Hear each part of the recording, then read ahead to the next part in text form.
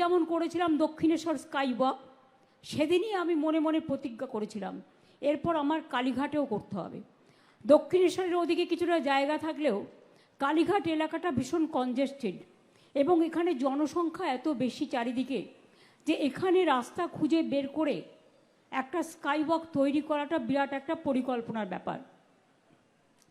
আমি ববিকে এবং কর্পোরেশনের সকলকে সহ রাজ্য সরকারের সকলকে যারা সহযোগিতা করেছেন আমি ধন্যবাদ জানাবো। এই কারণে 1 বছরের ব্যাপার তো করতে আমার যতদিন টাইম লাগে, হাজরা পার্কে হকার্স কর্নার করে দাও, টেম্পোরারি হাজরা পার্কে স্টল করে দাও যাতে ওদের বিক্রি বাটা নষ্ট না হয়। এবং আজকে আপনারা শুনলে খুশি হবেন, একদিকে যেমন কালীঘাটে স্কাই ওয়াক উদ্বোধন হচ্ছে, দুধপুকুর থেকে শুরু করে মন্দির প্রাঙ্গণ সবটাই আজকে উদ্বোধন হবে। কালীঘাট মন্দিরের একটা চূড়া যেটা সোনা দিয়ে তৈরি করেছে ছোট্ট একটু, সেটা আমি নিশ্চয়ই থ্যাঙ্কস দেবো। এটা রিলায়েন্স আমাকে বলেছিল যে আমাদের একটা সুযোগ দিন একটু কাজ করবার, তো আমি সেই জন্য ওরা যখন ওটা করতে চেয়েছিল ওটা আমি বাধা দিইনি এবং ওরা সাদরেই করেছিল। আর বাদবাকি কিন্তু টোটালটাই আমরা রাজ্য সরকার থেকে করেছি।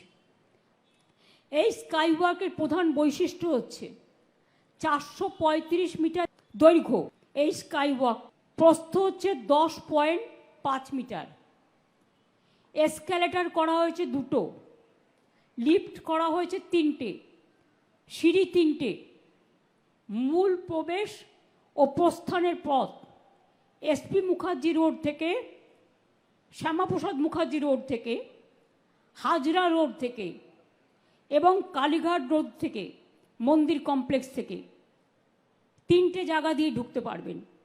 অর্থাৎ জ্যামজটটা কিন্তু অনেকটা কেটে যাবে আর মানুষ মনের আনন্দে একটা তীর্থস্থান, যেটা আন্তর্জাতিক তীর্থস্থান, সতীপীঠ, এছাড়াও আমার হকার্স ভাই বোনেদের জন্য রিফিউজি হকার্স কর্নার বিল্ডিংও আমরা তৈরি করে দিয়েছি। ওরা বলেছিল ওটা এয়ার কন্ডিশন করে দেওয়ার জন্য, সেটাও করে দেওয়া হয়েছে।